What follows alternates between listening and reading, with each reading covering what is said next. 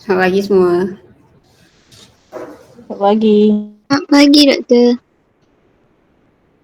So hari ni lah kita masuk topik lymphatic immune system dan juga immune system. Hari tu saya nampak korang dah belajar kan patologi pasal ni kan. Harap-harap lebih kurang lah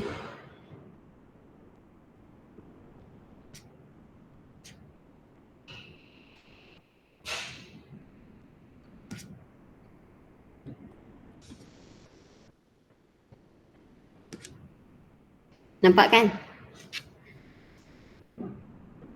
Pak, Okey, nampak. Okay. So hari ni kita masuk topik bincangkan phytomedicine untuk sistem lymphatic dengan immune system. So saya combine lah dua ni sebab dia memang related each other lah. Okay. So kita tengoklah apa kaitan antara lymphatic dengan immune system ni. So kalau macam lymphatic ni adalah network of vessels, dia punya nodes and dia juga organ lah, they work together lah. Kalau nampak dekat gambar lymphatic system ni, nampak yang hijau-hijau ni. Ini adalah lymphatic system.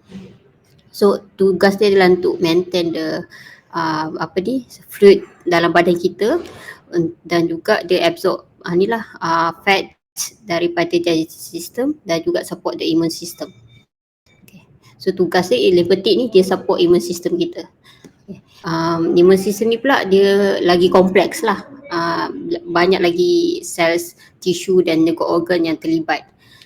Tugas immune system adalah untuk kita defense lah body daripada harmful pathogen lah. Pathogen ni macam caused by microbiome lah, contoh macam bacteria, virus, fungi ataupun parasite. Dan juga abnormal cell lah, contoh macam cancer ke ataupun toxins daripada luar dan juga foreign substance lah yang masuk dalam badan kita. Macam chemical semua tu kan, benda asing tu.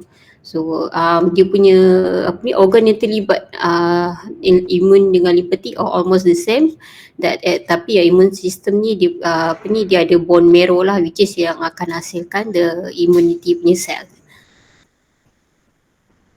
So dekat kita fokus pada lymphatic system dulu. So dekat lymphatic system ni dia ada lymphatic vessels dan juga lymph node lah. So lymphatic vessel ni network dia team, dia punya ni macam saluran dia ni team tu maksud apa, nipis nipis. So dia parallel to blood vessel. Maksud dia kalau kita tengok blood vessel punya hari tu kan dekat the whole body kan. So dia parallel, maksud dia bersebelahan dengan kita punya blood vessel. Sebelah blood vessel ada lymphatic vessels. Tu diorang akan macam ada channel yang akan connected diorang untuk kita transport all the immunity cell ataupun fat semua tu untuk proses dalam badan kita lah. Terus jap. Okay. Okay, so ni lah maksud dia to collect the fluid, protein ataupun waste product lah daripada tisu dan organ. Kalau masuk je lymphatic vessel, dia akan dipanggil sebagai lymph lah, so and back to bloodstream. So manakala lymph nodes dia small, di step satu dalam lymphatic vessel ni dia akan ada satu macam ada pusat berkumpul kat situ, dipanggil lymph node. Dia small, lepas tu dia bean shape saja, and then dia terletak lah dalam lymphatic di alongside the lymphatic vessel tu, selari dengan lymphatic vessel tu. Dia macam ada point dia panjang-panjang tu kan, lymphatic vessel panjang tu mesti ada point lymph node. Saya bagi gambar ni kot. Dekat sini kalau nampak gambar besar tu. So, nampak tak, ni kan yang nipis-nipis ni kan lymphatic vessel. So dia macam ada connect, dia macam apa kata center So center tu mesti ada lymph node. So lymph node ni ada proses ada proses dia, sekejap lagi saya cerita lah. Nampak kan yang ni, yang biji-biji kecil ni? Nampak tak gambar? Nampak. Itu itu lymph node. So dia apa tugas lymph node ni, dia sebagai filter, lepas tu ataupun dia trap ataupun dia buang foreign particle lah. So dia tempat berkumpul lah patogen juga, dia akan kumpul bakteria kat situ, and juga abnormal cells dan juga selular debris lah daripada lymph nodes tu. Dia macam apa, tong sampah macam tu lah. So dia berkumpul, so dekat situ nanti diorang akan ada immunity cell akan matikan all the pathogen kat situ. So the immune cell interaction dan activation lah function dia juga. So the immune response to infection initiated and coordinated lah dekat dalam lymph node ni. So dekat selain daripada lymphatic vessel dengan lymphatic nodes, dia ada juga organ lah, which is yang organ terlibat adalah spleen kita, thymus, tonsil dengan Peyer's patch ni. So what are these four ni adalah, contohnya spleen ni adalah largest lymphoid organ lah, dan dia act as a blood filter. So dia filter blood, dan juga dia remove all ataupun damage red blood cell lah. So dia bersihkan kita punya darah kita, dan juga foreign particle lah yang terdapat dalam blood kita. So dan juga dia store the platelet lah, dia tugas dia store platelet and then serve bertindak sebagai immune response. So thymus gland ni biasa dekat kita punya kerongkong tu ada satu gland, nama dia thymus gland kat sini, macam kupu-kupu ni. Ada dua side, dia macam melekat dekat kita punya kerongkong ni. So dia involve dengan maturation dengan juga development of T lymphocyte. So what are the T lymphocyte ataupun kita panggil T cell? So it's type of white blood cell tu, dia untuk immunity punya lah. Immunity punya once ada macam virus attack kita, so T cell ni function dia akan matikan tu lah virus. So dia akan activated dia dekat thymus. So ada lymphoid tissue yang terlibat juga, contohnya tonsil kita. So tahu kan tonsil kan? Apa panggil bahasa Melayu dia? Tonsil. Kat sini jap. Tonsil juga so, rasanya lah. Lepas tu adenoid. Adenoid ni dia dekat macam hidung kita, dia selari dekat belakang sekali. Tu function untuk ni juga, one of the function untuk kita punya immunity juga. Tapi dia part of the lymphatic system lah. And then Peyer's patch. Peyer's patch ni ada terdapat dalam intestine kita. So dalam lapisan intestine kita pun ada macam ada satu tissue, lymphoid tissue, dipanggil Peyer's patch. So Peyer's patch ni dan juga lymphoid so tu tak apa-apalah, tak payah nak lebih detail lah. So all of this organ ni works together dalam lymphatic system untuk kita punya control nantilah saya cerita dekat dia punya function.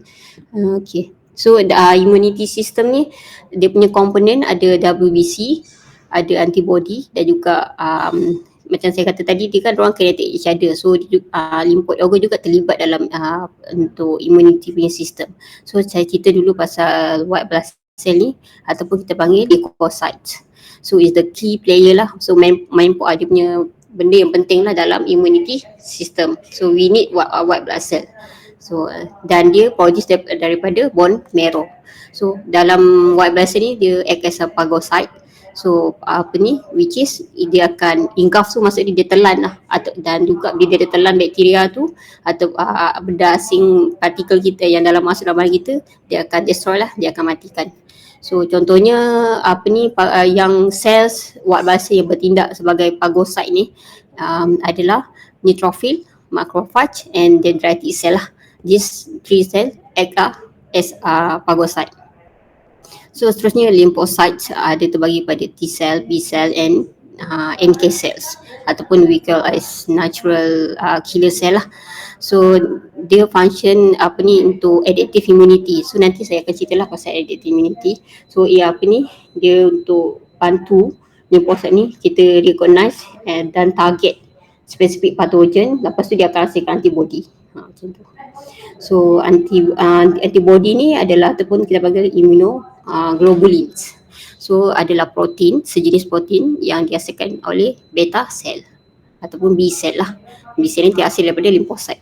So dia akan recognize, lepas tu dia bind to the specific antigen lah, which is foreign punya substance tu. Lepas tu dia akan, biasanya B cell ni dia akan produce antibody lah. Okay. So dia akan marking them for destructions by other immune cells, ataupun dia akan neutralizing dia punya effect. Maksud dia function of the antibody ni, so yang diproduce oleh pada beta cell ni, so mana-mana yang macam foreign substance ke apa-apa kan, so dia akan bind to that and then dia akan sebab macam dia marker lah, dia macam dia marks lah, okay, this is the foreign substance yang patut kita matikan, macam tu. So nanti all the immunity cell akan datang kepada yang dah marks dah by the B cell tu.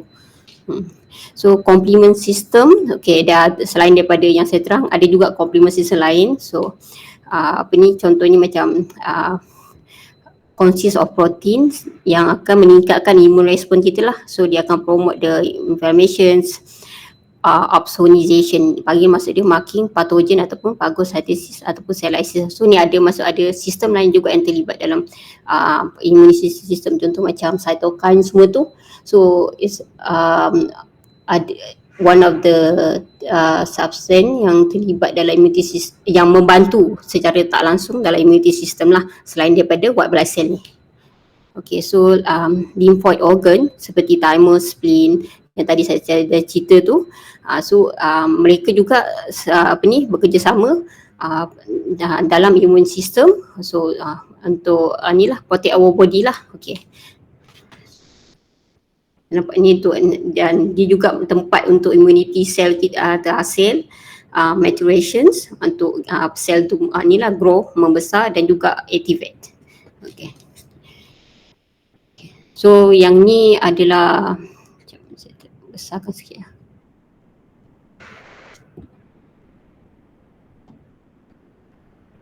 Nampak kan? Okay, so ni macam adalah pathway of the, korang tak belajar kan hematologi kan? Tak ada. Tak ada kan? Best subject hematologi. They're all about our blood.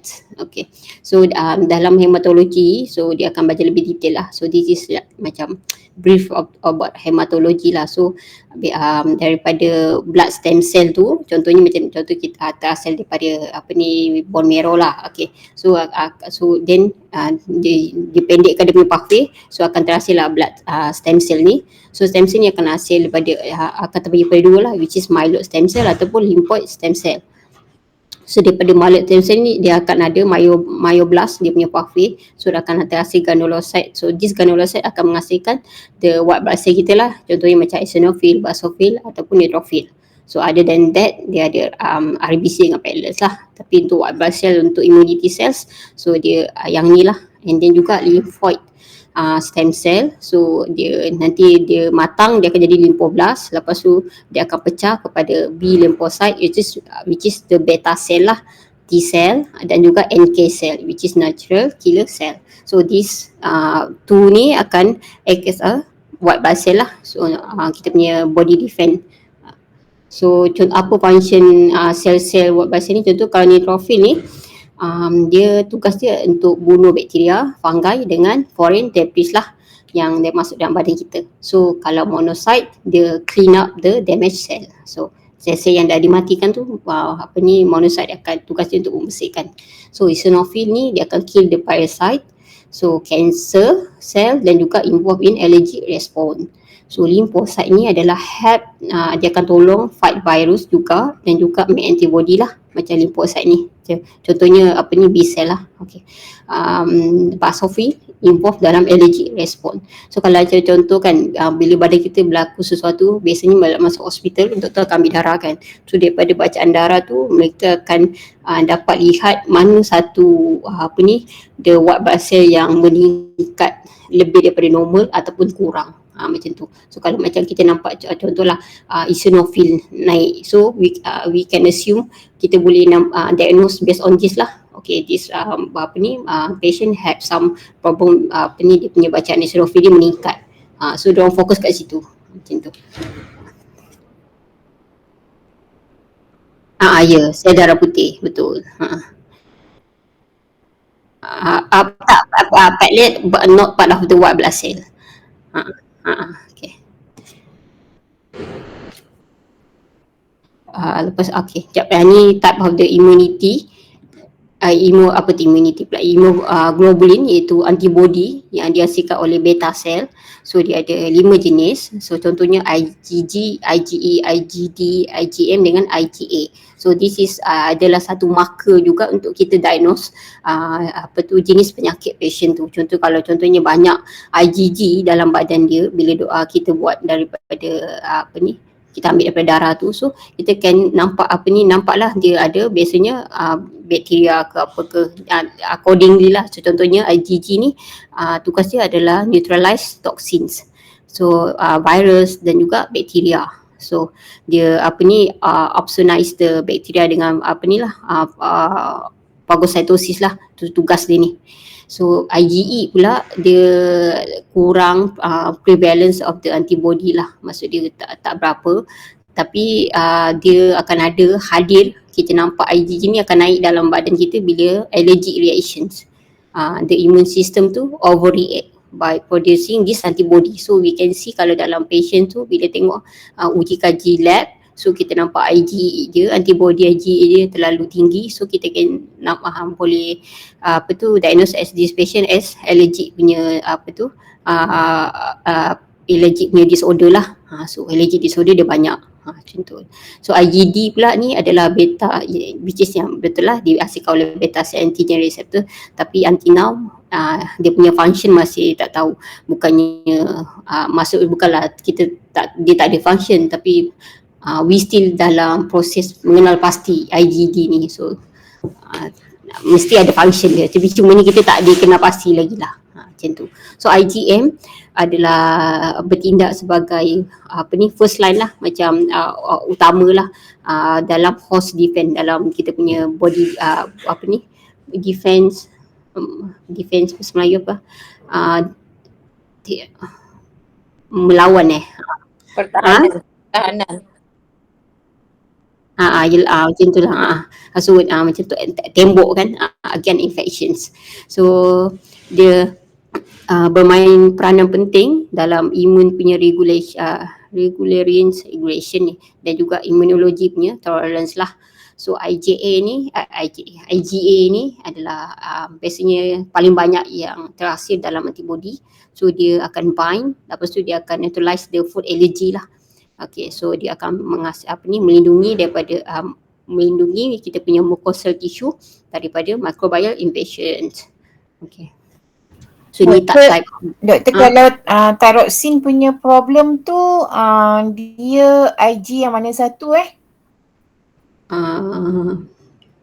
Thyroxine. Sebab orang yang thyroid ni kan selalunya kan dia akan dicek melalui darah kan, sama ada dia hyper atau dia hypo So which one dia punya Ig tu yang relate dengan dia punya darah?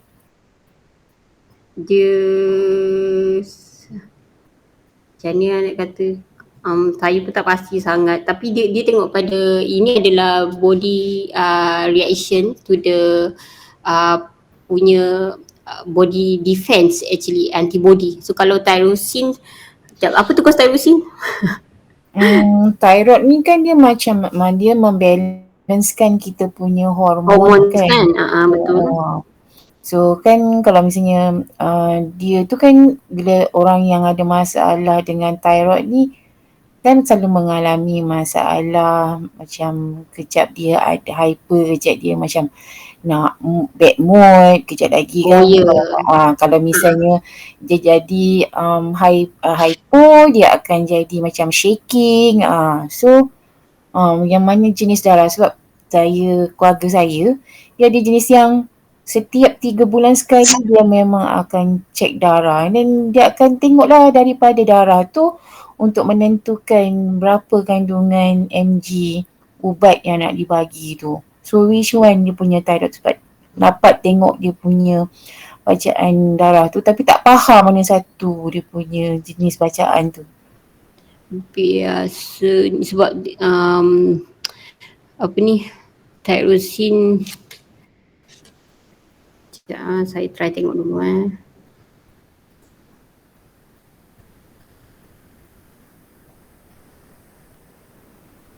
Kalau orang-orang yang ada masalah kanser darah ni melibatkan benda ni lah kan doktor? White blood cell lah, white blood cell. Betul. White blood cell lah. Tapi mostly white blood cell lah, diorang akan lihat dekat sini lah white blood cell. Okay. Sebab saya tak pasti pula kan. Tak apa doktor. Just kalau macam ni doktor ni kan, doktor dapat info tu, doktor inform lah ya. Betul, boleh. Kasih doktor. Itulah, dia ada antibody dia, kalau macam tengok dia kata T4. So diorang akan test lah untuk identify the tyrosine adalah, ataupun kita panggil T4 auto antibody. So kat situ ada spesifik. Ini saya cerita yang very like introduction je. Tapi sebenarnya bawah ada B lymphocyte ni, dia ada banyak jenis antibody, dia punya antibody macam kan. So ini very yang IgG, which is immunoglobulin, part of the antibody yang reaction keluar bila ada sesuatu gangguan dalam badan kita. Tapi dekat ni, dia dalam bawah B cell ni, dia akan banyak antibody akan terkeluar lah. Contohnya kalau tyrosine adalah which is we call as a T4 yang akan terkeluar. Tapi itu pathway lain lah. Saya jadi pathway lagi panjang lah. So kalau itu saya nantilah saya tengok, nanti saya bagi tahu. Tapi saya tak cerita lah lebih lanjut kat situ, sebab itu lebih deeper lah kalau kita nak belajar pasal the tyrosine punya antibody. Nanti saya share. Yang ni siapa bertanya? Kak Long tanya. Kak Non. Kak Long. Kak Long. Okay. Doktor, sebab kita punya patient kan, kalau kita berhadapan dengan patient pun, kita banyak menghadapi masalah patient yang tak stabil dia punya hormon. So dia ada masalah dengan kegemukan, dia akan masalah dengan kesuburan kan doktor kan. Hyperthyroidism dalam endocrine system. Bila umur dah 40 ke atas tu lagi teruk lah kan. So itulah nak tahu juga kan. Tapi tak apalah, doktor dah bagi basic ni pun actually dah sangat bagus lah dah untuk kita orang punya pengetahuan. Tapi itulah kalau nak tahu dia sebab ini kan saya ajar lebih pada autoimmune punya disease kan. So kalau untuk yang thyroxine, how to know whether our thyroxine is normal or not, biasanya dipanggil T4 antibody. So it which is adalah bawah daripada T lymphocyte punya pathway, ada banyak lagi. Okay. Dia ada banyak antibody. So this is very just basic lah. So kat sini nanti IgG dia akan hasilkan banyak antibody, banyak antibody. Dia banyak lagi. But I'm not sure which one yang ni yang akan terlibat lah. Kalau melibatkan macam orang yang sentiasa dalam keadaan eczema ataupun dia allergic sesuatu tu, so macam tadi doktor cakap IgE kan, betul. Jadi dia ada melibatkan dengan darah putih juga ke doktor? Yelah sebab apa immunity dia entah semacam apa ni this is part of the main factor yang cause to the allergic lah, which is apa ni eczema. Ya, betul, eczema secara tak langsung terlibat dalam dia punya immunity dia ada masalah, which is akan menyebabkan dia akan attack the cell, so sel jadi rosak, so jadilah eczema. So ada lagi banyak causes of the apa tu eczema, contohnya dia apa ni genetic causes ke kan, macam tu. Dia ada banyak lah macam tu. This is part of yang salah satu faktor yang membawa kepada penyakit. This is immunity punya disorder lah. Okay, doktor. Right. So seterusnya kita masuk pada type of immunity lah. So dia ada innate dengan adaptive. So what are the two different of this? So innate ni adalah immediate. So dia bila ada sesuatu berlaku dalam badan, dia akan innate immunity akan terkeluar secara tak langsung. So dia non-specific defense lah. Maksud dia tak ada fokus pada, contoh dia tak fokus pada certain pathogen, tak ada. So dia memang apa-apa je satu benda asing yang mengganggu kita punya sistem, dia innate immunity akan terus keluar. Okay. And then contohnya adalah physical barrier lah, yang innate immunity yang terlibat. Contoh skin kita, dalam skin dia ada kita punya immunity. So dan juga mucous membrane so phagocytic cells, contoh macam neutrophil, macrophage yang saya cakap tadi. So this is all part of the innate immunity. Okay, dia terus keluar kalau something happen in our body, something different, macam something abnormal. Okay, so NK cell juga, and then dia akan bunuh the cells yang mana-mana yang bukan daripada normal body, bukan daripada inilah dalam badan kita, sel-sel asing. Okay, dan complement system ni macam contoh macam the cytokines yang terlibat lah, the pro-inflammatory punya factor, sebetullah. Mucous membrane tu macam mana, doktor? Mucous membrane tu macam mana? Mucous membrane. Dia our skin. So dalam lapisan kita tu apa ni? Kan ada mucous membrane. So physical barrier. Oh, dia pada bahagian atas lah, maknanya fizikal. The first defense. Sama ada merah atau macam tu, macam kena. Betul. So contohnya immunity kat sini kan physical barrier, contoh matahari kan, so macam our skin also act as a protector. So dalamnya nanti dia first defense lah. So dan juga chemical barrier, cellular defense ni. So ini adalah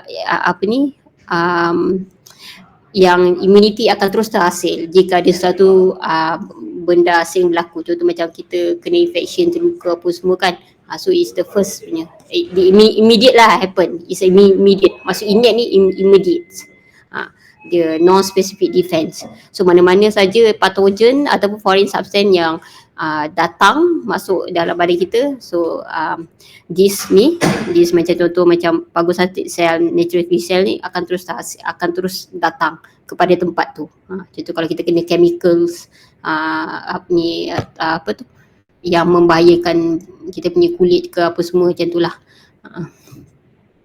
So cellular defense ni inilah neutrophil, macrophage ni, NK cell semua ni. So adaptive immunity ni adalah spesifik, dia fokus pada certain type, and then dia develop over time lah. Okay, contohnya macam apa namanya dia, dengue ke apa lagi yang bila kena attack mula tak ada, body tu tengah trying to recognize what is this. Lepas tu nanti bila second datang, barulah dia dah ada immunity again. Barulah dia akan develop immunity. Contohnya macam dengue, COVID kan. So itu semuanya yang memang kita tak ada immunity untuk benda untuk virus tu. So nanti kita terpaksalah kita kena hasilkan antibody yang terhasil tu. Ada banyak jenis lah kan. Kejap saya cerita dulu dia punya ni, baru cerita tu. Okay, so it's a specific and develop over time. So dia akan respond to exposure to a specific pathogen antigen lah. So maksud dia kita akan terkena dulu, kita tak ada antibody untuk spesifik punya penyakit ataupun infections. Contohnya COVID-19 lah kan. Dalam badan kita memang tak ada, asalnya memang tak ada antibody untuk COVID-19. Tapi kita terpaksa kena dulu, barulah body kita akan hasilkan antibody terhadap COVID-19. Macam tu. So dia akan terlibat activation of lymphocyte lah, which is T cell dengan B cell untuk hasilkan antibody kita. So then dia provide long lasting protection against pathogen, and then dia akan hasilkan basis of immunization lah. So apa yang terlibat, contoh adaptive immunity lah. So ada aktif dengan pasif So aktif ni adalah immunity yang akan develop after being exposed to infection ataupun kita dapat daripada vaksin. Maksud dia active immunity ni adalah salah satu immunity yang kita dapat apabila kita setelah kita mendapat jangkitan ataupun kita dapat daripada vaksin. Okay, contoh je, kalau natural antibody ni adalah after exposure to infection. Maksud selepas kita terkena infections, barulah antibody kita akan terhasil untuk certain infection. Okay, contoh kalau kita kena COVID-19, so ataupun kita kena apa lagi pneumonia ke, jangkitan bakteria ke, so akan ada hasilnya antibody untuk akan datang. Contoh kalau kita kena lagi variants of COVID-19 yang sama kena attack kita masa dulu, so badan kita dah ada siap-siap antibody untuk bunuh the virus. Contoh lah macam tu. Okay, so kalau artificial ni, maksudnya artificial ada something outside from our body lah, it's not natural. So yang dibuat and then adalah antibody yang dapat daripada vaccination lah. So macam kita tak nak sakit. Okay, kita tak nak sakit. Macam COVID-19 kita dapat contoh yang paling common COVID-19. So kan kita dapat daripada vaksin COVID-19 daripada pihak luar, supaya bila dia bagi kita punya vaksin tu, which is the immunity dia masuk dalam badan, so badan kita akan dia adalah latent. Faham tak perkataan latent? Latent maksud dia macam dia tak aktif. Dia bukan macam dia bukan tak aktif, maksud dia dia tak reaktif. Macam itulah. Maksud dia antibody yang contoh yang daripada vaksinasi ni kan adalah antibody terhadap contoh COVID-19. So dia masuk dalam badan, dia takkan buat kita sakit. Tapi maksud dia takkan buat kita sakit. Tapi antibody kita akan kenal this virus untuk hasilkan antibody kita. Macam itulah. Macam mana saya nak cakap faham ke? Ke dia tak faham? Faham lah. Dia kita masukkan sebagai membantu kepada kita punya antibody kat dalam tu lah, membantu kan? Tambahan yes. Kata. Dia sama, dua-dua ni akan terhasil juga antibody, cumanya ini cara singkat. Maksudnya kita tak perlu nak sakit, kita tak perlu nak demam, kita tak perlu nak ada masalah paru-paru. Dia is very fast lah, macam tu. Dia jangkitan dia dua-dua ni jenis variants of contohlah virus adalah sama, cuma yang ni aktif, which is akan menyebabkan kita sakit, yang ni tak. Macam tu. Tapi kalau akan antibody. Betul, kalau yang macam baby kan dapat suntikan awal tu semua tu ada kan? Ya. Itu adalah inactive of the kita punya pathogen. Tapi saya tak pernah deep dalam vaksin, so saya tak pasti what are the components of the vaccine tu. Tapi yang saya tahu dia adalah inactive punya pathogen lah. Okay. Macam tu. Doktor, tapi dia akan tubuh akan bagi tindak balas kan, macam ya, betul. So contohnya kalau macam kalau yang ni tindak balas untuk matikan stop the reaction symptom kita and then hasilkan antibody. Dia act dua lah. So kalau yang ni tak ada simptom tapi dia akan act as antibody. Macam tu. Sebab memang manusia akan buatkan dia akan extract the pathogen tu ataupun virus tu, dia akan ambil satu antibody dekat dalam satu I don't know what calls, tapi is dalam virus tu untuk bila masuk dalam badan manusia akan automatically hasilkan antibody. Dia macam tu lah secara kasar lah. Sebab saya tak pernah dalami vaksin, so saya tak pasti apa bahan dia. Doktor, as the research person kan, honestly lah kalau misalnya yang ini kan adakah dia ada long term punya effect? Long term effect.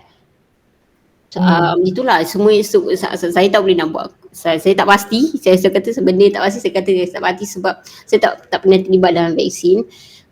Kalau sungguh pun ada, saya kena baca lah. Kalau tu saya kena baca the journals. Then yang benda ni kita nak tahu dia punya what ada side effect adalah kita kena buat research lah. Macam kita kena ada follow up with the patients. Oh, okay. So barulah kita boleh dapat informasi ada tak the long term side effect kan, macam kita belajar hari tu projek tu kan. So mesti ada follow up. So what happened to them after a few months of consume this vaccine. Macam tu. Alright, doktor. Okay. So passive immunity maksud dia aktif dengan passive perkataan passive dengan aktif kan? Okay, aktif tu dia aktif lah. Maksud dia memang dah ada dia memang dah ada antibody siap-siap. Tak perlu nak buat.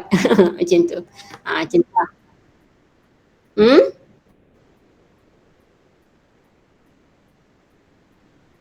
Itu aktif. Macam tu. So macam bukan dia lahir dia dapat juga, tapi contohnya tapi dia dapat tu memang dah antibody dah siap-siap dah. Kalau yang aktif ni kita kena buat antibody. Macam tu. Cuma dia ada natural dan artificial. But this passive, so ni nampak tak immunity that you acquire, you dapat daripada orang lain ataupun something else. Contohnya naturally is antibody daripada susu ibu. Macam tu. Dalam susu ibu ada antibody yang transmit daripada mother to baby. That's why lah kita sebab itulah doktor selalu menggalakkan ibu untuk menyusukan anak dia. The best time long duration is 2 years. Kan? Memang 2 years. Supaya anak tu dapat antibody. Untuk mengelak anak daripada terjangkiti. So kerana mana-mana ibu yang kadang-kadang bagi tak cukup daripada 2 tahun, so kadang-kadang boleh memberi risiko anak-anak tu mendapat penyakit. Sebab apa? Dia tak dapat antibody yang cukup. So anak perlukan antibody daripada susu ibu. Kalau dia tak dapat daripada antibody daripada susu ibu, so dia terpaksa bermain dengan hardcore lah. Maksud dia akan dapat jangkitan. So maksud dia anak dia kena hasilkan antibody sendirilah. Contohnya macam kena jangkitan paru-paru. Macam tu. This seterusnya artificial, maksud dia benda bukan natural lah, which is benda asing yang daripada luar, daripada badan kita. So antibody ni dia dah siap, dia bagi dalam immune serum punya medicines lah. So doktor akan bagi suntikan antibody dekat badan kita. So dia tak payah susah dah ada ni. Tapi like I say, what are the long term effect, I'm not sure. Kena baca dulu pasal certain tu. Mungkin ada study yang akan buat, mesti ada study yang akan buat lah. Okay, boleh? Bezakan apa innate dengan adaptive kan? Okay. So seterusnya, so what are the function of the lymphatic system and our immune system? So lymphatic dia akan tugas untuk fluid balance lah, kita punya fluid dalam badan. So dia akan returning excess interstitial punya fluid daripada tissue back to the bloodstream, and then nanti bloodstream bawa pula kepada kita punya urinary buang lah mulai kencing ke. Then dia akan prevent the accumulation of fluid daripada tissue lah. So kalau ada accumulation tu akan menyebabkan jadi edema lah. Macam tu. So dia akan maintain tissue homeostasis. Pastikan tissue tu tak terlebih fluid dalam badan. So mana-mana yang fluid lebih tu dia akan the lymphatic punya vessel tu dia akan tarik daripada tissue. So dia buat hantar dekat bloodstream. So bloodstream tu adalah untuk excretion daripada luar. Maksud proses pembuangan. So absorption dia akan menyerap lipids kita. So ni ada specialized lymphatic vessel ni dipanggil lacteal. adalah salah satu part of the lymphatic punya vessel, dia panggil lacteal dekat small intestine. So tugas dia adalah untuk dia absorb the lipids. Okay, so and then dia juga fat soluble vitamin lah. So daripada digestive tract kita. So dalam kita punya digestive tract tu, kita punya intestine tu, so ada lymphatic vessel dipanggil lacteal. So tugas dia adalah untuk menyerapkan lipids kita. So these lipids ni akan transport, okay, dalam dia akan tukar lah dia punya form chemicals ni, dia punya form all the pathway, dia akan jadi chylomicrons. So ni adalah daripada lipids So dia akan bawa kepada lymphatic system into the bloodstream. So bloodstream akan excrete macam tu. So Doktor, yang itu hanya terjadi di small intestine ke? Ya, betul. So small, kan kita ada large intestine and small intestine. So itu tak apa, nanti kita baca kita belajar next punya chapter. Nanti saya akan masuk digestive system. Okay, tak apa. So immune function of the lymphatic system juga dia terlibat dalam immunity kita. So dia akan menyediakan pathway, laluan untuk immune cell kita travel throughout the body. So macam tu. Okay, laluan darah raya lah. Okay. So dia akan membantulah facilitate detection, mengenal pasti. Lepas tu dia akan eliminate, dia akan membuang pathogen dan juga foreign substance. Okay, so the lymphatic nodes and then ada lymph organ ni adalah tempat di mana immune cell activation dengan respon. Okay. So seterusnya function of the immune system. So dia juga terlibat dalam recognition dan juga detections. Contohnya dia akan recognize, mengenal pasti kita punya pathogen ni dan juga foreign substance ni, benda asing atau benda bakteria, virus, fungi, parasite semua tu daripada receptor lah of the immune cell. So dia dapat, memang kita ada siap sedia mengenal pasti ini benda yang bukan benda badan kita lah. Macam tu, dia benda luar, benda yang memberi bahaya. So itulah, this is immune system lah. So polish, jaga, dia mengenal pasti penjahat. Macam itulah. So dia akan mengenal lah, so dia dapat tahulah ni benda jahat atau benda tak jahat, macam tu. So respond and elimination lah. So bila dia dah recognize, so dia akan respond pada benda asing tu, macam benda bakteria tu, so dia akan buang. So and then contohnya untuk kita buang the pathogen tu ataupun foreign substance, so dia ada terlibat dalam phagocytosis lah, which is kita akan engulf, kita matikan, kita akan menelan sel jahat tu. So antibody production, lepas seterusnya kita akan hasilkan antibody. So activation of cytotoxic T cell, bermakna kita akan matikan sel pathogen, sel bakteria tu lah. So ada mekanisme yang terlibat juga.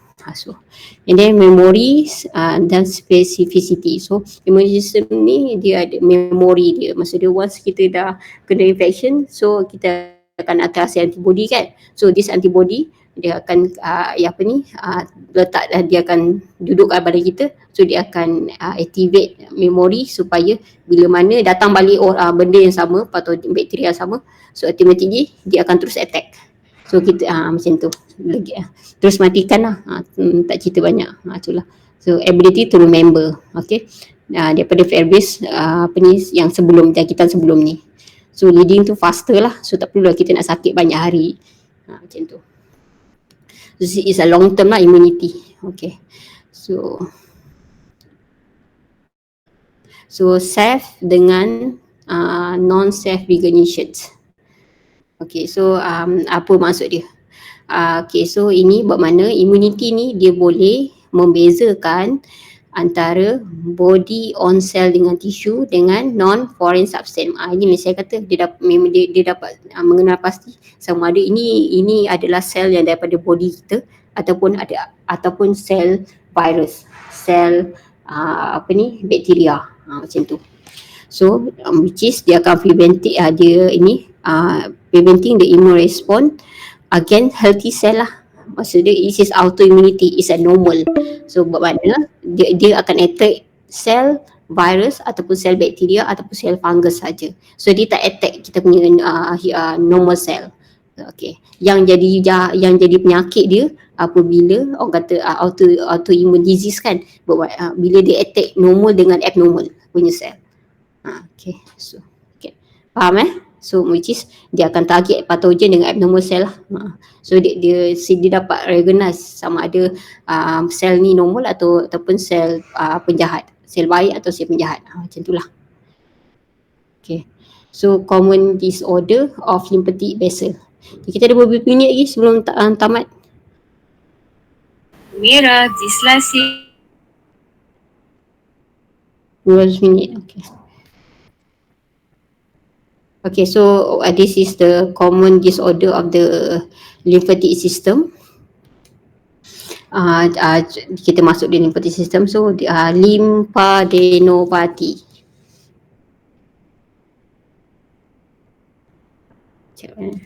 Sekejap.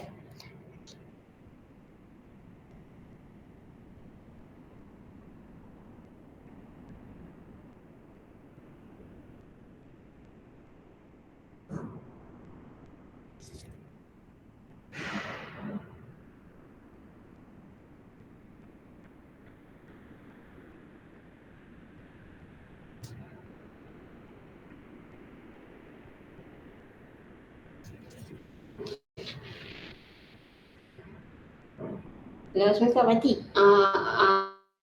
dah nak transfer ke? Oh, tak ada patient. Kalau dah nak guna, tu tak boleh nak terus bawa pula. Nanti kalau dah ada patient, bagi tahu kita. Nanti kita terus turun okay, terima kasih. Okay, alright, okay, terima kasih. Sorry. So this is the common disorder of the lymphatic system.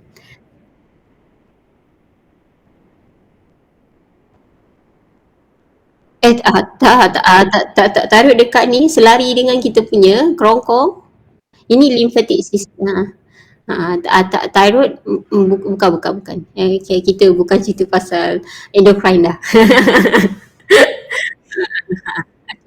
Kalau contoh tadi kan ada organ tu kan, thymus kan.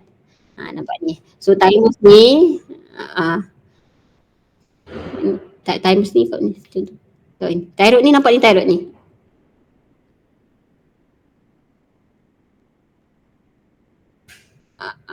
Dia tu lah dua-dua pun kupu-kupu kan. Tak, ini thymus.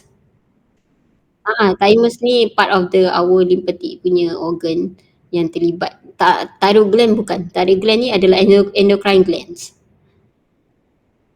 Dia bukan organ of our lymphatic system. The thymus, yes. Okay So thymus ni tugas dia adalah untuk ni T-cell.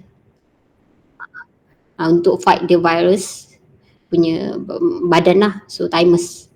Okay, jangan samakan thymus dengan thyroid. Thymus dengan thyroid sebab dia lebih dekat dengan lebih kurang kan. Tak, dia body anatomically dia dekat bawah. Saya pun tak pasti pula, saya dah lupa lah besar dia banyak-banyak mana. Dekat dengan jantung doktor? Dekat dengan jantung Atas. Atas jantung. Paru-paru, lepas tu dia dekat dengan ni kan dia antara paru-paru dengan jantung. Saya tak ingat dah, saya dah lupa dah dia punya anatomically. Tapi dia bukan ni, bukan thyroid gland. Oh patutlah korang tanya pasal hypothyroidism ya.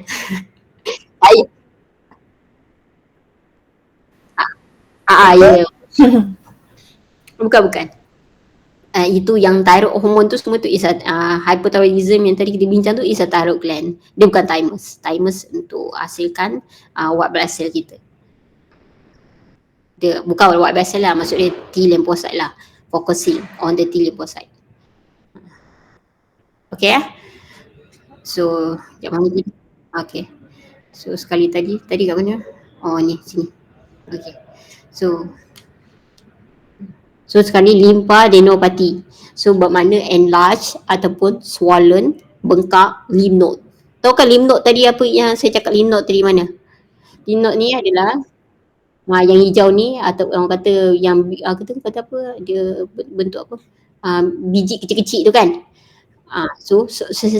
Dalam laluan lymphatic vessel ni, so dia ada macam one stop lah. Dia ada stop. Dia orang kata apa, panggil apa? Center, bukan center juga. Dia macam ada setiap laluan ni mesti ada satu lymph node. So lymph node ni akan jadi tempat untuk white blood cell bertindak. So nanti kan akan ada lymphatic vessel ni akan bawa lymph ataupun particles, ni semua ni akan pergi kepada lymph node. So lymph node ni tugas dia lah kat situ. Ya, yang kita masuk tadi yang kita akan cerita tu adalah lymph nodes. So lymph node ni dia bukan satu tempat dekat leher saja, tapi dalam seluruh badan kita ada banyak lymph node. Doktor, lymph node tu kita boleh rasa ke? Ke tak? Kalau dia bengkak, kalau dia bermakna, kalau kita cuba pegang dekat bawah, dekat tulang bawah muka kita ni, apa panggil, mandible lupa dah nama dia. Ni lah bawah ni. Ni panggil apa? Leher ni atas dekat ni. Ni panggil apa? Bawah dagu kita ni. So nampak tak tulang ni? So kalau macam biasa doktor, dia bila kita datang, doktor saya demam lah, saya batuk, macam ni kan. So doktor biasanya dia akan buat check, dia akan sentuh dekat kita punya bawah bawah tulang muka kita ni, antara leher, atas leher tu. So dia akan pegang, so dia akan tengok kalau tiba-tiba bengkak, bermakna ada infection lah, ataupun inflammation ke, ataupun ada sesuatu abnormality lah maksud dia. So biasanya dia tak bengkak. Kita tak nampak pun. Dan kalau kita tekan, saya rasa lah kita susah lah nak rasa sebab dia very small. Bila kita dapat rasa, bila kadang macam bengkak lah, itu buat mana kita punya lymph node swollen, bengkak lah. Okay, due to infection, inflammation ataupun cancer. So it's a sign of infection lah, macam tadi. And then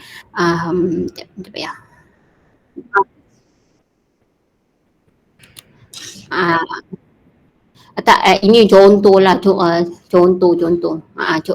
contohnya macam contoh biasanya saya kadang-kadang dapat kalau saya kena dia bukan setiap kali demam mesti dapat rasa, tak adalah, tak semua demam akan ada berlaku bengkak lymph node ni. Certain infection. Contohnya kat sini nampak tak, common colds, bronchitis, kalau sakit gigi ke, dental decay, conjunctivitis, ear infection, betul, ear infections, ataupun salivary gland infection. So this is one of the infections yang akan menyebabkan kita bengkak. Saya tak nampak pula kat tepi ni. Betul. So kalau ini local satu tempat. So kalau dekat common contohnya dekat mana ear infection, so dia akan biasanya pernah tak ada bengkak berlaku dekat belakang telinga, ataupun pernah nampak ataupun pernah dengar. So biasanya itu adalah lymph node yang bengkak because of the ear infections. Okay, itu contohnya.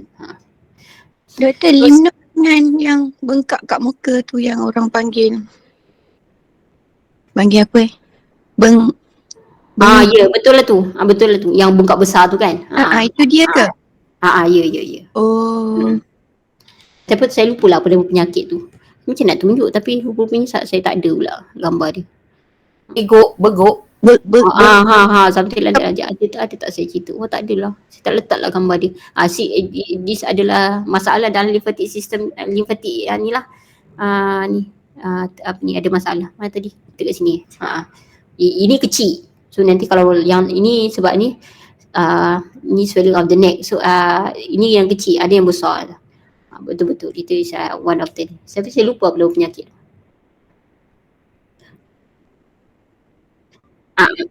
Betul. Lymph node. Itu pun salah satu tanda jangkitan. Ya, jangkitan ataupun autoimmune disease ataupun cancer. Tak semua bengkak tu masuk jangkitan ataupun inflammation disorder. Nanti kita akan cerita pasal inflammation disorder. Terima kasih doktor. Okay, sama.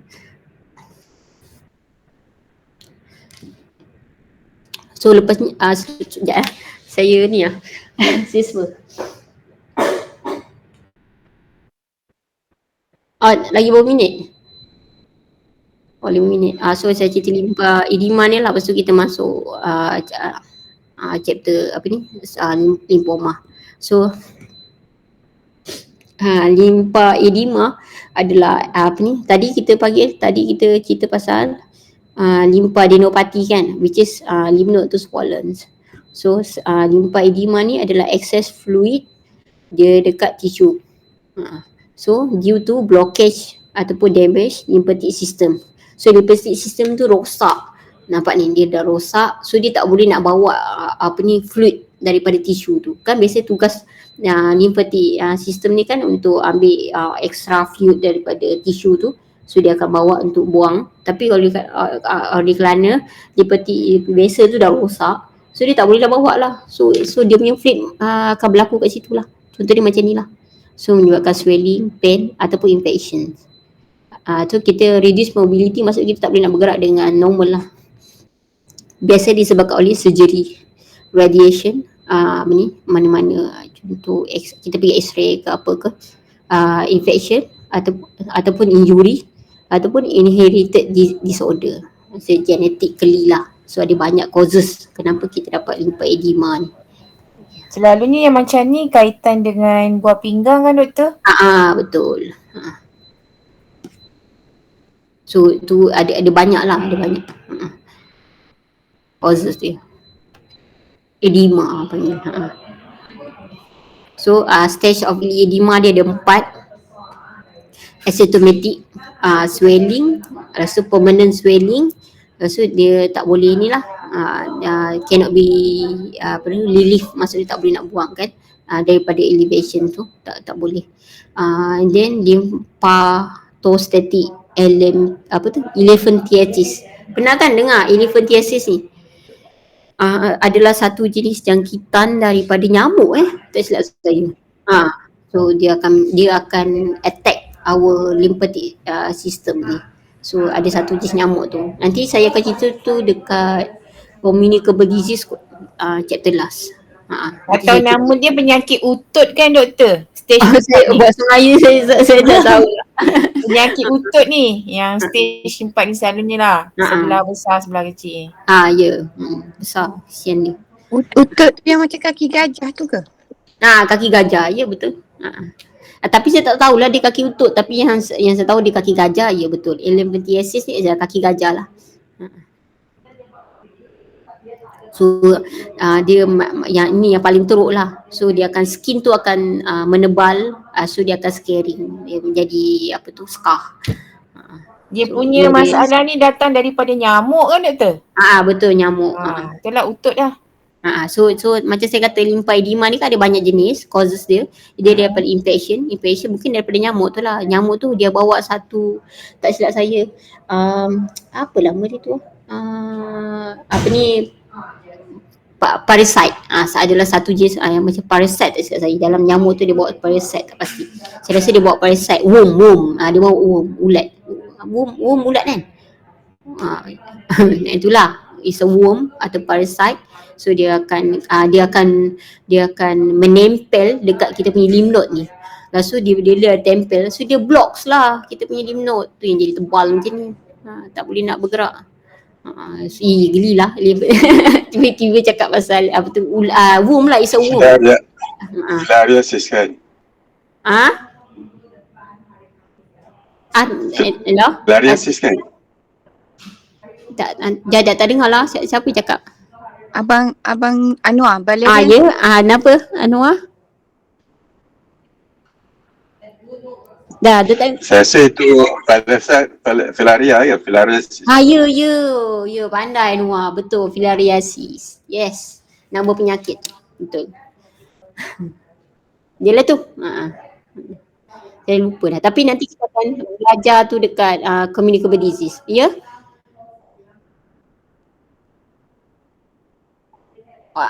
Lain? Ya. Saya lupa lah penyakit dia dapat banyak sangat. Sekejap saya tengok sikit. Filaria ni dia macam cacing rupa Ketuat. Ketuat tu bahasa Inggeris apa? Saya ketuat. Ketuat pertumbuhan kecil pada kulit yang disebabkan oleh virus. Kan selalunya ada dekat kita, kat jari, kat apa, ibu jari, kat jari-jari. Dia doktor, betul ke? Keras. Oh, virus tu memang ada dalam tubuh kita, aktif dengan tidak sahaja, betul ke? Ya betul. Ya, ketuat tu adalah virus. Dia bukan masalah limfatik, dia adalah virus infections dekat skin. Jadi bila ada doktor cakap dia sebenarnya tak ada akar tapi dia sebenarnya virus je, betul lah kan? Sebab dia cakap ada akar semua tu. Akar? Ada doktor cakap dia ada akar, jadi kalau nak buang kena buang semuanya. Tapi ada doktor cakap dia hanya virus. Kalau kita matikan dia punya virus tu, selesailah. Ya betul. Betul. Dia adalah human papilloma virus infections. So mungkin saya akan cerita ni dekat communicable disease. Ini semua apa tahu tak maksud communicable disease? Dia adalah penyakit berjangkit. Nanti saya akan cerita. Ya? Apa? Ialah penyakit jangkitan. Yang penyakit berjangkit lah. Bukan penyakit berjangkit. Bukan penyakit daripada jangkitan. Maksudnya jangkitan virus HPV. Dia tak menyebarkan tapi dia memang ada dalam badan kita. So jadi bila dia diusik, dia jadilah. Maksudnya patutnya dia tak aktif pun. Dia boleh berjangkit daripada human to human. Oh. Itulah saya kata ini communicable disease punya tepat. Kita dah banyak cerita communicable disease. Memang secara tak langsung memang berkaitan pun antara communicable disease dengan chapter ni berkaitan. Tapi saya cerita tu last sekali. Yang ni lebih daripada masalah sistem badan yang disorder of the system badan saya cerita ni. Yang masalah daripada jangkitan tu nanti saya cerita fokus pada communicable disease. Penyakit yang berjangkit. Okay. Okay, tapi ialah betul ketuat tu adalah virus infection. Dia bukan masalah sistem limfatik. Okay, so tadi so ni dah. So lymphangitis. Bila kata ITIS ni adalah infections. So biasanya kalau kita tengok terms ITIS ni maksud dia infections. So inflammation lah yang berlaku dalam lymphatic vessels due to the bacterial infection. So nampak kat sini lah. So dia nampak tak dia punya kesan ni. So maksud dia punya lymphatic vessel tu dah meradang. Keradangan pada lymphatic vessel nampak merah-merah ni. So dia itulah dia. Boleh oleh kerana bakteria. Ni nampak tak ni? Nampak tak dia punya lymphatic vessel tu merah-merah kan? Nampak ke gambar? Korang nampak ke? Nampak kan? Ni dia punya. So merah dia. Biasanya kita sebenarnya tak boleh nampak lymphatic vessel kita secara kasar lah. Tapi bila dah sakit tu dia baru timbul. Macam tu. Okay. Seterusnya Castleman ataupun filariasis. Dah ada kat sini pun.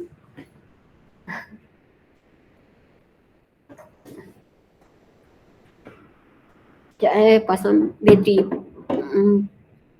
Dan habis pula dia punya charger bateri.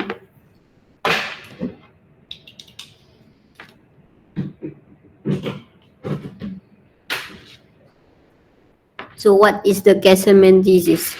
Adalah disorder yang jarang berlaku. Dia terjadi overgrowth of lymphatic tissue. So lymphatic tissue dia banyak pula. So and then dia akan menyebabkan abnormality lah dekat lymphocyte dan ada immune cell. Sebab apa? Banyak lymphatic tissue overgrowth. It's a Castleman disease. Ni contoh ni lah Castleman disease. So bila terlalu banyak, so dia punya apa tu, immunity cell tu abnormal lah. So dia akan attack the cell. Kalau dia overgrowth kat sini, so dia akan berlaku tak abnormality dekat sini. Macam tu. So filariasis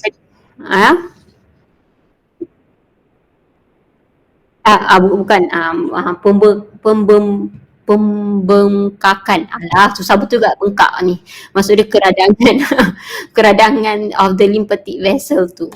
Bila dia bila dia radang tu, so then kan abnormal white blood cell kan. So dia akan attack lah. So tu yang nampak dia kesan dia terkeluar sampai kat kulit ni. Bukannya kulit tu yang rosak, bukan. Okay. Ni dalam dia. Contoh macam ni, tadi kita cakapkan lymphangitis ni kan. Bukan masalah kulit ni, bukan masalah kulit. Ni masalah lymphatic. Bila dia dah disorder, dia dah tak normal, so kita akan nampak lah. Ni macam ni kan, contohnya infection kan. So kita nampak sel lymphatic vessel tu terkeluar, macam kita nampak dia merah sebab dia bengkak kan.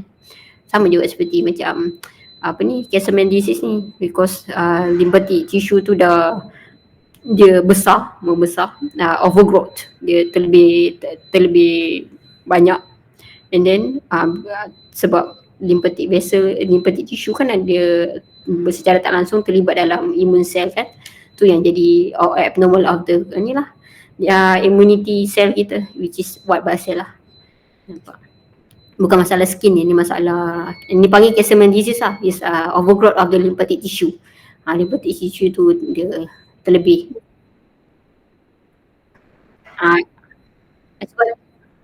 Sebab tu doktor akan buat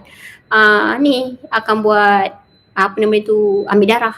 Firstly adalah secara umumnya doktor akan ambil darah. So doktor akan tengok kita punya uji kaji darah. So dari kaji darah dia akan tahulah kita punya limfosit ni banyak ke tak. Buat biasa kan. So daripada situ, so selain tu juga dia akan ambil lah diagnosis lah. Diagnosis is to know this patient ada diagnosis this patient have what kind of disease, macam tu. Dan juga secara tak langsung, contohnya dia ada ni tapi dia tak demam. So maknanya dia bukan infection. So it is something abnormality dalam badan. So doktor akan lebih lanjut lah, dia akan selidiki sampai dia dapat diagnosis kind of. Biasanya diorang akan buat biopsi. So diorang akan ambil dan so diorang akan masuk dalam lab. So diorang akan tengok lah what happened to this cell. So daripada cell tu yang boleh discover whether this man is a Castleman disease ataupun hanya infection biasa. Macam tu. Okay so filariasis tadi kita dah ceritakan. So it's a parasitic punya infection lah. So seterusnya adalah tonsillitis. So tonsillitis pembengkakan tonsil kita. So this is our normal tonsil dekat tepi ni. Tapi kalau kita dah litis kan, saya dah kata litis maksudnya infections. So bila dia dah infections, dia biasanya akan inflame lah, bengkak lah. Okay. So dia and then biasa caused by bacteria, virus. Okay, so menyebabkan suara kita serak, sore throat, sakit tekak, fever. Okay. So susah nak menelan. So ini adalah one of the satu cara ni doktor nak kesan diagnosis to the patient. So dia akan tengok, ni biasa tonsillitis ni, gitu. So tonsillitis ni nampak ni, dia punya white spot ni adalah pus. Apa panggil pus dalam bahasa Melayu? Apa panggil yang macam putih-putih tu? Itu actually adalah bukan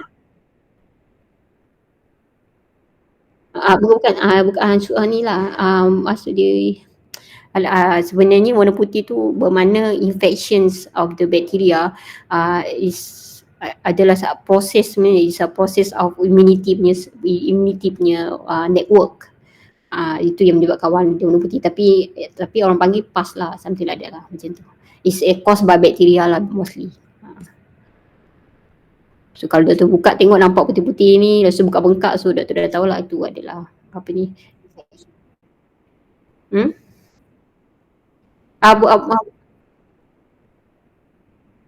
bukan. Pecah mulut apa? Ulcer ke? Ulcer kalau tak ada infections, dia kan macam itu adalah masalah apa tu keradangan. Biasanya kita kurang air kan.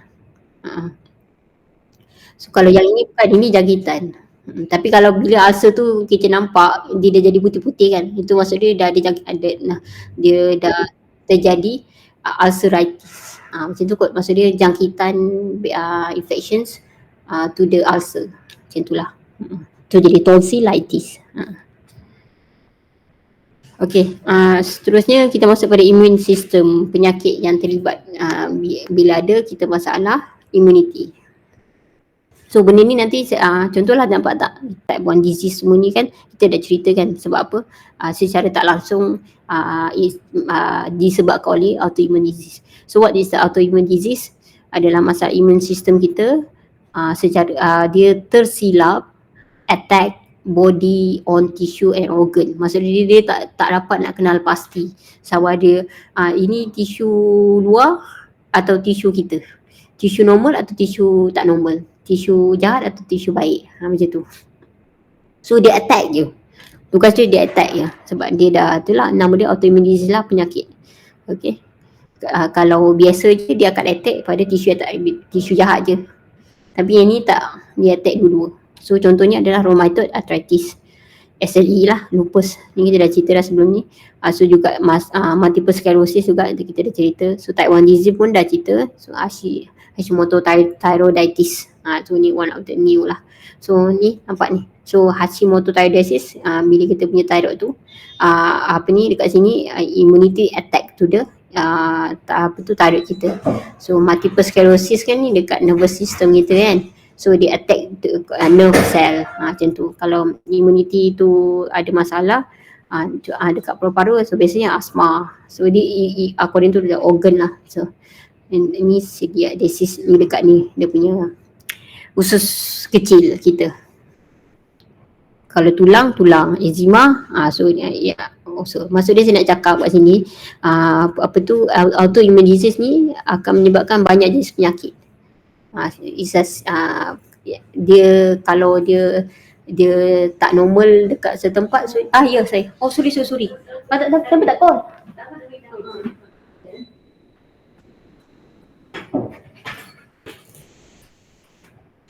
Dah ada patient?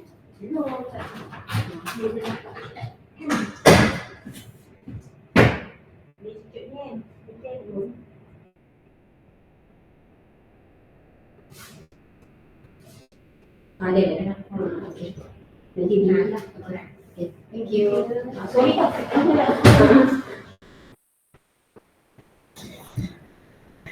Sorry ada kerja pula. Okay. So sini ni gambar apa? Okay, so contohnya kat sini ni ada contoh skematik senario lah. So bila invader ni maksud dia contohnya macam virus ke daripada luar.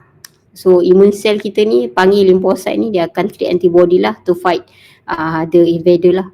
Okay, so jadi terhasil lah antibody untuk fight the virus. Okay, ini adalah normal punya immune. So tapi kalau autoimmune dia berbeza. So when the immune system ni dia hasilkan antibody, lepas tu dia attack kita punya sel sendiri.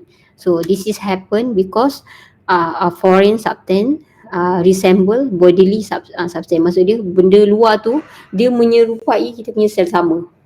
So tu yang dia tak boleh nak kena pasti ini jahat ke tak. So dia attack je dua-dua. Okay. Ni lepas tu ataupun normal body cell ni kita dah alter, bermakna kita punya genetic mutation lah. Maksud dia kita punya ada masalah sel kita tu dah bukan lagi function normal tapi dia dah tukar. Patutnya sebenarnya dia asal sel normal tapi dia jadi cancer lah actually. Itu bila mana ni adalah cell mutation. This is cell mutation. So antibody tu attack juga. Ataupun lymphocyte malfunction lah, maknanya lymphocyte kita tu dah tak boleh function dengan normal, and then dia buat abnormal antibody. So bila dah abnormal antibody, dia macam dah ni lah, orang kata apa, dia dah tak boleh bertindak normal lah. Tu dia attack je semua sel normal, sel tak normal dia attack je. Tu autoimmune disease ni. Macam tu.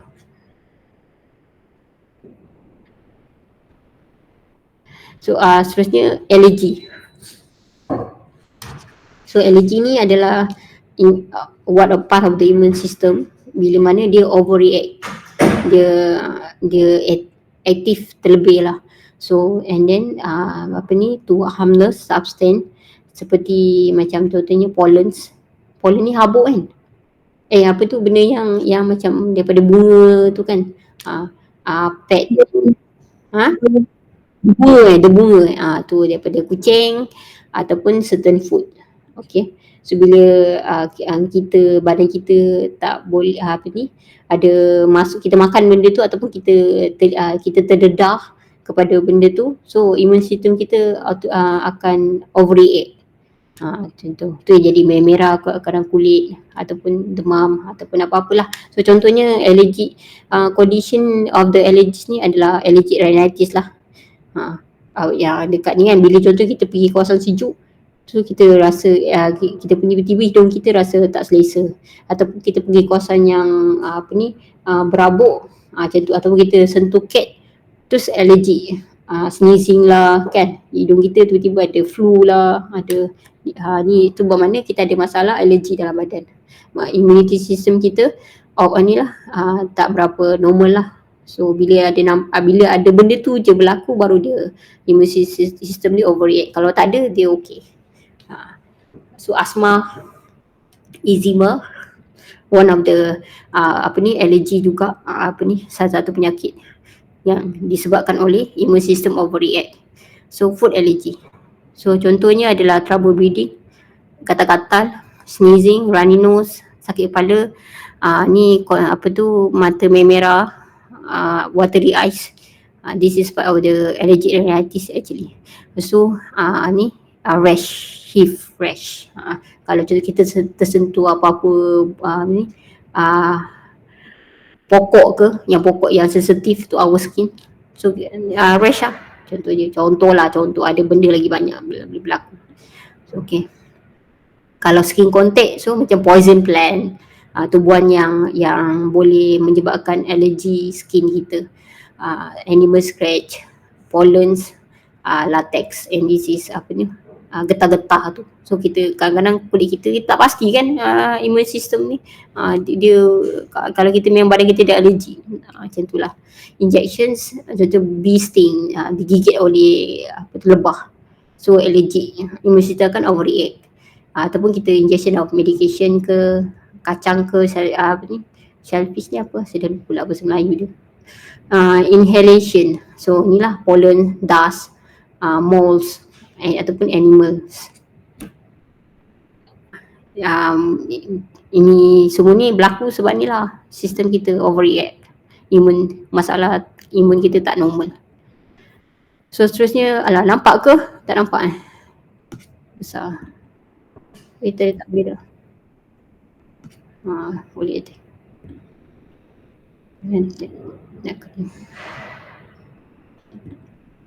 Okay. So immune deficiency disorder. Tadi kita bincang pasal autoimmune kan. Ini immune deficiency. Maksud dia immunity kita tadi overreact of the immune, ataupun immune kita ter-attack lebih. Ini pula kekurangan. Deficiency adalah bermaksud kurang. So maksud dia ketidakadaan imun kita. So ataupun lemah. So ni is a type of the weakened immune system lah. Immune system kita tak boleh nak act as a normal. So menyebabkan seseorang tu lebih senang mendapat jangkitan. Okay, so dia boleh jadi primary or secondary lah. Primary maksud dia dia memang dah lahir dah dapat dah, memang dia punya masalah imun dia memang buat berhasil dia tak dapat terhasil, macam tu. Secondary adalah acquired lah, mungkin ada oleh jangkitan luar ke, macam tu lah, macam tu yang menyebabkan imuniti kita rosak macam tu. Okay, contohnya severe combined immunity deficiency SCID.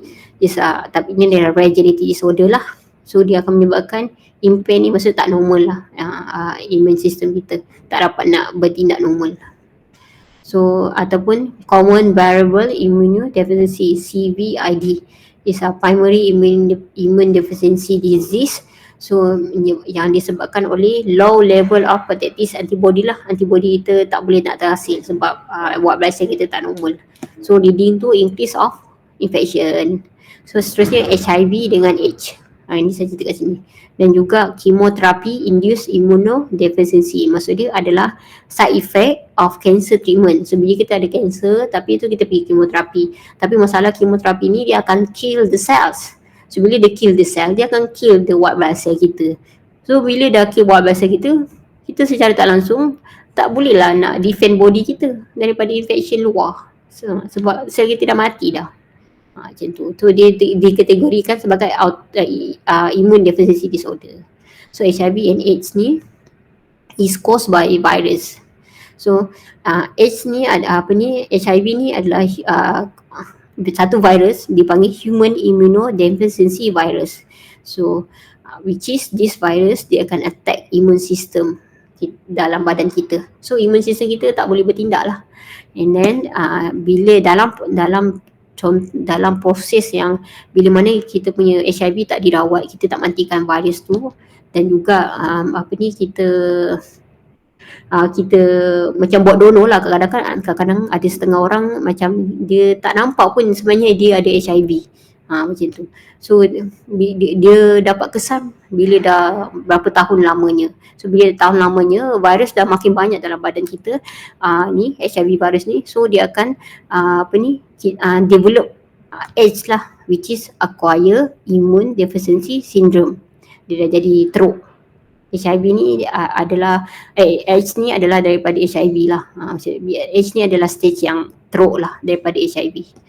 Okay, so AIDS ni adalah medical condition, iaitu immune system kita terlalu lemah untuk melawan infection.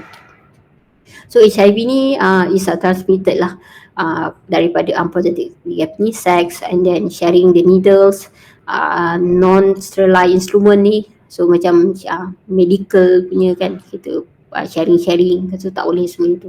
So once pakai, cuci ataupun sterilisekan balik lah.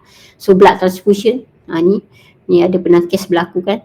Lepas tu pregnancy, breastfeeding. So ibu yang ada HIV, so dia bagi dekat anak dia. So anak automatically dapat. So tapi dia tak boleh transfer HIV ni melalui mosquito. Mandi dekat dalam toilet tak ada masalah. Kita pegang dia tak ada masalah. Makan ataupun sharing clothes. Okay. Okay, so this is the different lah, apa beza HIV and AIDS. So HIV ni adalah virus, and then HIV ni dia akan damage the immune system lah by killing CD4 cells. So ini adalah pathway yang lagi dalam lah dalam sel kita. Tadi kita cerita tu yang the main of the primary punya ni lah, primary white blood cell. Yang ni adalah sorry saya serak lah. Yang ni adalah bawah-bawah tu. So CD4 cell ni part of the immune system. So HIV attack, and then loss of CD4 cell ni menyebabkan kita susah nak off infections lah. Kita nak lawan infection. So years without HIV medicines. Ni saya kata tu, kalau kita tak sedar sebenarnya kita ada HIV. Kadang-kadang asymptomatic, bermakna kita tak nak, simptom tu tak terkeluar. Macam tu. So bila kita tak rawat, ataupun kita buat tak tahu je, dalam tempoh yang lama kita boleh contohlah like 10 years kat sini, so akan terhasil lah AIDS. So is the last stage of infection, HIV infections. Okay, so ni bila dia ni bakteri virus tu makin banyak lah dalam badan kita. So tu yang susah tu. Dia akan matikan our white blood cell tu. So lama-lama tak adalah white blood cell, tinggal satu je. Tu yang sangat-sangat mudah terjangkit. So biasanya treatment yang dekat hospital bagi adalah ART, iaitu anti-retroviral treatment. Dia akan bunuh HIV ni. Okey, seterusnya hypersensitivity reaction. So this is adalah immune response to certain substance lah, leading to cell damage. Okay, so there are 4 type of cell damage, which is type 1 adalah immediate, dia secara tak langsung terus ada apa ni, so dia akan berlaku which is within in 1 hour lah. Okay, and then biasanya adalah IgE. So and then type 2 adalah cytotoxic hypersensitivity, dia akan ni lah, contohnya adalah autoimmune hemolytic anemia ni, bermakna kita attack white blood cell tu. So then type of the IgG tu biasanya akan terkeluar adalah IgG, IgM lah. So this is 2 type of antibody, so dia akan attack lah. Kalau contoh penyakit anemia ni, dia akan attack the white blood cell, red blood cell. So untuk asal ini adalah hours to days. Okay, inilah masalah hypersensitivity lah. Okay, type 3 adalah immune complex mediated hypersensitivity reaction. Contohnya lupus, SLE punya disease lah. So this reaction ni dia akan terhasil 1 to 3 to develop. Okay, manakala type 4 ni adalah delay lah type of sensitivity reaction, contohnya dermatitis. Okay, ni tak apa, I just giving you type disease je, tak ada masalah. So seterusnya inflammatory disorder. This is condition chronic inflammation due to immune system dysfunction lah. Immune system kita tak dapat nak bertindak normal. So contohnya inflammatory bowel disease. So immunity problem akan menyebabkan penyakit Crohn disease ataupun ulcerative colitis. So keradangan dalam kita punya apa nama ni, intestine. Okay, so ulcerative colitis ni, so dekat dalam ruang kolon kita ni ada ulcer merah-merah ni. Okay, so Crohn disease ni sama juga dia boleh libatkan, tapi ni lebih kepada tempat thickening of wall colon. Ini nanti saya akan cerita kat digestive system lah, tapi sebab dia melibatkan immune system kan, tu saya cerita awal lah. Tapi nanti dekat digestive system ada juga ni.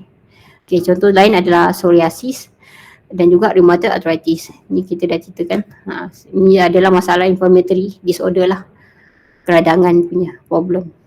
Sebab immunity cell kita tak normal, so dia attack our cell. So seterusnya dah habis dah. Okay, lama betul cerita, baru nak masuk ni ubat.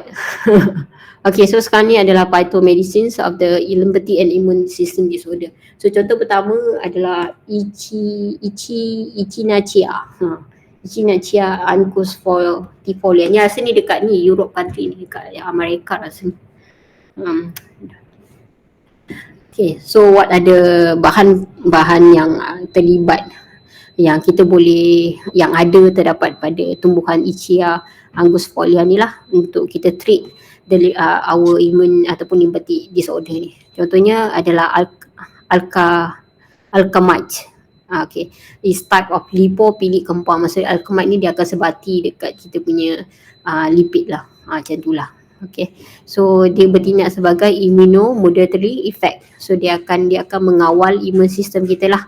Okay, dan juga antioxidant properties. So seterusnya adalah polysaccharide. Okay, one of the active compound juga kan. Dia akan bertindak sebagai immunomodulatory effect. So seterusnya adalah cafe acid derivatives seperti apa ni, echinacea ataupun kynurin ni lah, bertindak sebagai antioksidan. So flavonoid seperti quercetin, kaempferol. So macam ni lah, biasanya flavonoid ni antioksidan dan anti-inflammatory lah. Okay, so seterusnya apa dia punya tindak balas yang berlaku bila kita makan lah dalam badan kita ni adalah dia memberi kesan immunomodulatory effect lah, maknanya dia mengawal kita punya immune system. So dia akan aktifkan kita punya immune cell, apa tu contohnya sel macrophage ke T cell ke, untuk defend, melawan body kita daripada infection. Okay, seterusnya ada antioksidan. So antioksidan apa? Inilah dia akan apa tu protect sel kita daripada rosak lah yang disebabkan oleh free radical lah daripada luar. And then anti-inflammatory disorder, anti-inflammatory properties. So dia akan mengurangkan inflammation lah associated with certain immune disease punya disorder. Okay. Dan juga secara tak langsung dia support our system, lymphatic system lah. So immune enhancing properties ni dia akan indirectly lah secara tak langsung, sebab lymphatic dengan imun kan berkait rapat kan. So dia akan menolong lah lymphatic kita untuk clearance the pathogen dan toksin keluar daripada body kita. Okay, so apa contraindication and side effect yang terdapat? Alamak, kecil kecil tak nampak kan? Saya kena besarkan lah macam ni. Nanti saya edit lah, saya buang dia, letak 2 page. Tak apalah. Setakat ni lah, kita besarkan je lah. Okay, seterusnya untuk tumbuhan Escherichia angustifolia ni, bila kita makan, kemungkinan, tapi tak semua dapat, kemungkinan kan ni kata human body kan, kalau dia ada masalah ni allergy, so dia akan cause allergy asma lah. Okay, and then seperti rash lah, merah-merah, itching tu, ni benda yang sering kita cerita lah setiap kali kita pasal side effect. So anaphylaxis juga, skin reaction, so menyebabkan dermatitis, eczema lah, because kenapa? Sebab tumbuhan ni dia kan ada modulatory effect, dia akan mengawal sistem immune system kita. So bila mana kita memang ada sistem problem, so takut tak pasti dia akan jadi menyebabkan haywire, sistem kita lebih teruk. Tapi itulah, ini bukan semua dapat lah, ini bukan semua. Ni ada setengah orang memang ada very very problem with tumbuhan ni, tapi tak semua. Ada setengah okay, boleh terima, macam itulah. Okay, ini might happen tapi tak sangat rare lah macam tu. Okay, so interaction of medication, so those yang ambil okay, saya nak cerita juga ini immunosuppressant ni. Contoh kita ambil ubat immunosuppressant, bermakna ni kita akan menahan imun tu daripada reaktif. Ni immunosuppressant maksudnya kita akan menahan imun tu daripada reaktif. Ni adalah ubat hospital. So kita dah ambil ubat ni, so kita ambil lagi ubat ni, memang haywire lah. Itu yang jadi kadang-kadang allergy, skin reaction berlaku, side effect berlaku. Sebab apa? You took these 2 medication at one time. Tu yang jadi haywire. So cuba elakkan. So ataupun kita ambil blood thinner, which is anticoagulants, because this tumbuhan ni maybe dia ada antiplatelet lah punya activity. Okay. Ataupun medication metabolized by liver, any medication lah. So autoimmune disorder, those yang patient yang ada autoimmune disorder, sebab apa? Tumbuhan ni kan dia akan stimulate immune system kita. So takut-takut dia akan menyebabkan lagi teruk autoimmune condition. Contohnya rheumatoid, lupus, multiple sclerosis. Mungkin boleh cuba, tapi dapatkan dulu healthcare professional lah, doktor punya saranan. Mungkin boleh cuba sikit, ataupun cuba jangan ambil banyak, ataupun cuba elakkan, jangan campur ubat yang you makan tu, ubat imun tu dengan tumbuhan ni. Macam tu. Transplantation, okay, might increase the risk of rejection. Okay, sebab kan ubat ni kan dia akan meningkatkan kita punya immunity reaction, lebih alert. So takut nanti kan tiba-tiba kan transplant kan adalah satu benda asing yang kita terima daripada luar. Contoh kita transplant kidney ke kan, so itu adalah benda bukan badan kita. So nanti bila kita makan tumbuhan ni, so automatically dia akan attack pula kita punya organ luar yang kita terima tu. Tu yang berhati-hatilah, elaklah makan ni kalau ada patient tu dia nak ada buat transplant punya surgery macam tu. So seterusnya adalah gastrointestinal disturbance. So gangguan perut, kadang-kadang ada berlaku, tapi ini adalah how body, sebab benda luar kan benda baru, so biasanya akan nausea lah, vomiting, diarrhea, ataupun abdominal discomfort. So this happen to some people ni, tak semua berlaku. Okay, so seterusnya meal apa nama ni? Meal veg ataupun panggil dia astragalus. Adalah satu tumbuhan juga yang boleh kita guna ni lah. Sebab ni dah ada produk lah ni. Satu saya bagi sebab ni produk-produk luar negara lah. Sebab diorang rajin buat scientific punya evidence kan. So sebab tu diorang boleh hasilkan produk. Okay.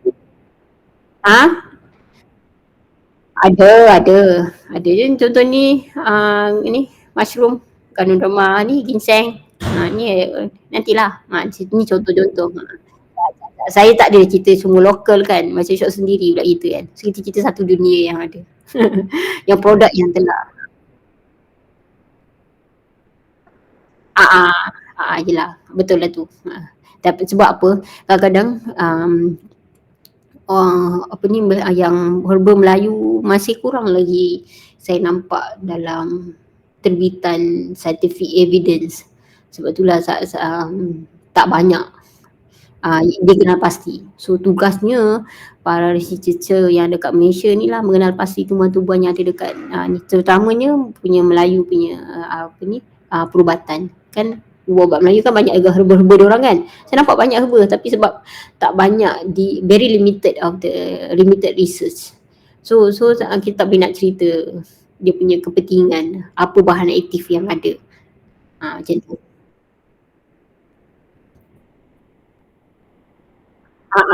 Ya, yang tu lama kan. Itulah. Lagi satu pun dia melibatkan duit kan. Macam tu. Mungkin sebab kita Malaysia lambat sikit. Macam tu. Negara luar they're very advanced and then they got a lot of money. So then diorang nak showkan diorang punya tumbuhan, sebab tu kita nampak dekat pasaran banyak tumbuhan-tumbuhan luar kan. Macam tu. Ini Ayurveda ataupun TCM, salah satunya herbal yang tradisional yang memang orang kata dah banyak aktif dan dah banyak scientific evidence sebab diorang ni lah bersungguh-sungguh lah dalam mempromotekan diorang punya herbal local product diorang. Macam tu. Kita ada tapi kita masih dalam new development lah. Masih tak banyak lagi buat. Contohnya macam yang saya cerita last class pasal masalah jantung, iaitu masalah apa tu? Pakia spiosa. Apa nama tumbuhan tu? Yang kita makan akan ada bau tu. Apa? Petai. So petai. Petai dia masih dalam preclinical study, dia tak ada lagi clinical study. Dia masih dalam tahap permulaan study macam tu. So kita punya tumbuhan masih lagi baru-baru lagi dalam study. Lagi berapa minit? Okay. Saya habiskan satu ni lah. So okay. Ni dah habiskan. So meat veg. So constituent of astragalus ni yang terlibat contohnya polysaccharide. Saya kena besarkan ni. Tak apalah. Saya buat macam ni je lah. Okay.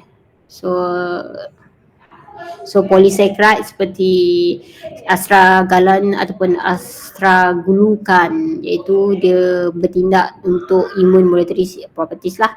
So flavonoid seperti quercetin, kaempferol dan isoflavone ni, so macam biasalah flavonoid ni antioksidan, anti-inflammatory. Saponin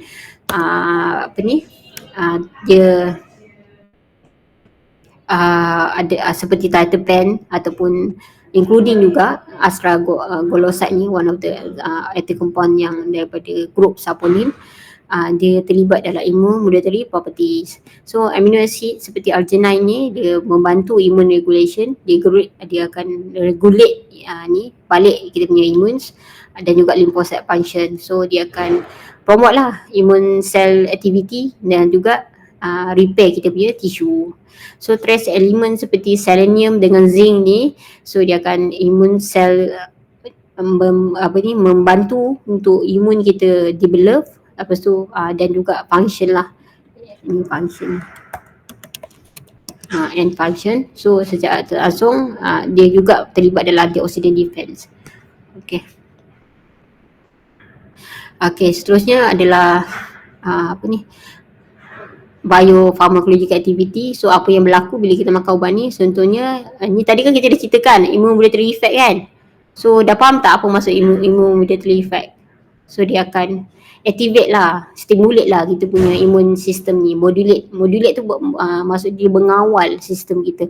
Kalau terlalu lemah, dia akan cuba kuatkan, cuba hasilkan.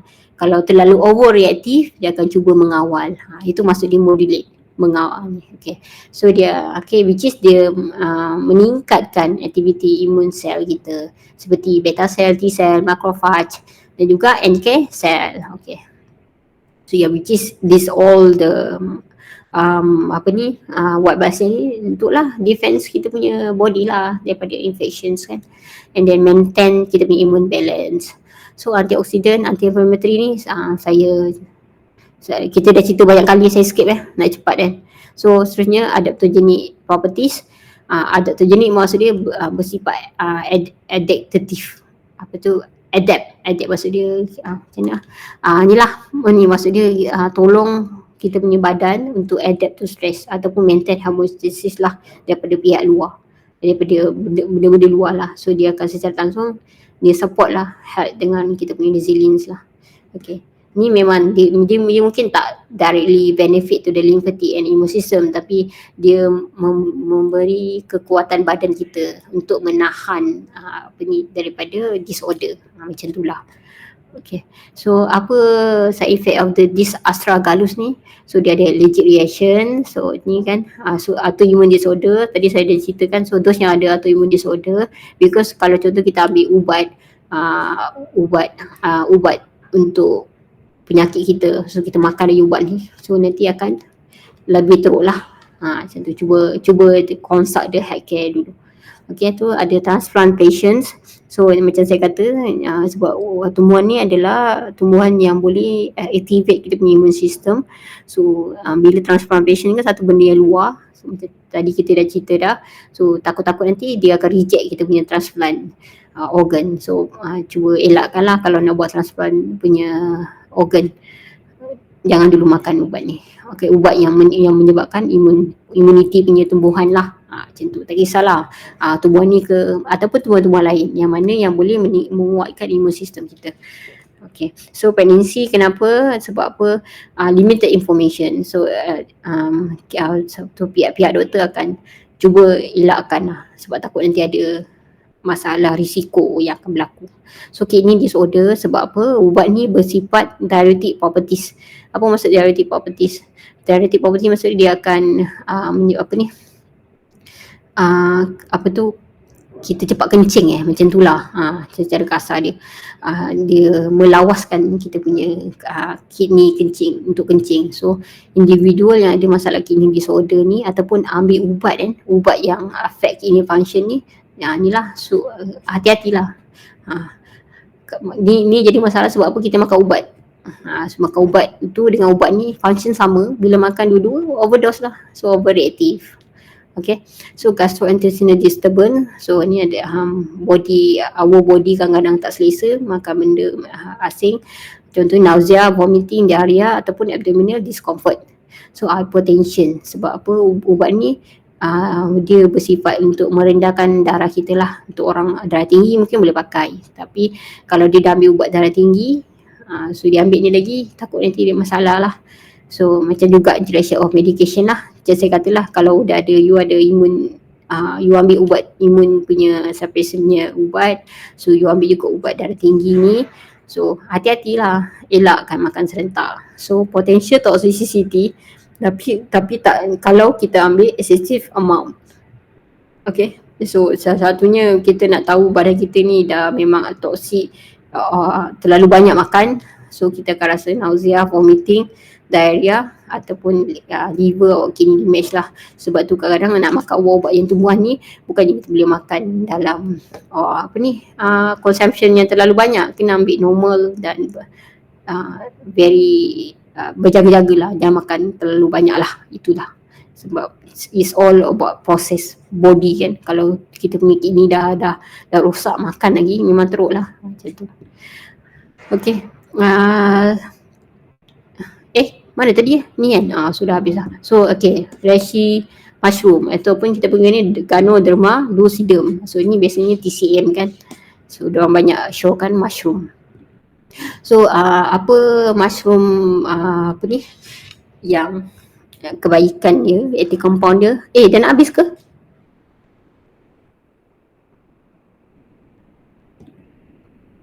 Oh 8 minit okay. Boleh.